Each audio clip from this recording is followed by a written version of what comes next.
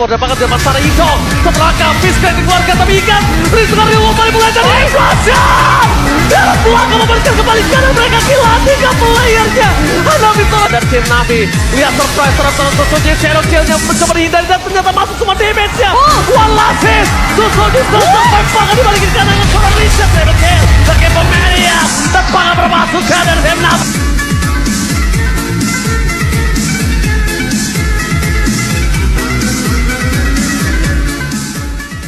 You know, Onyx is not a team that is known for their blunders, but a few might happen as Kyrie gets away with the Lord scot-free. Version. Uh-oh, it's right on here to make the kill!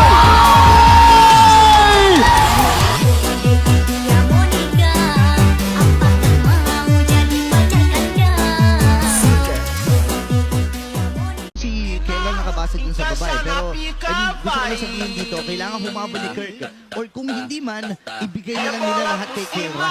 Oo, kasi sa ngayon, Kirk is continuous target. Uy, sinama! Sinama! Sinama naman sa Pilipinas! Dito ka naman sa bootcamp namin! Umuwi ka na tayo! Dito sa Kira Bottom, pinapari sa akin ang heavy spin, tuloy-tuloy!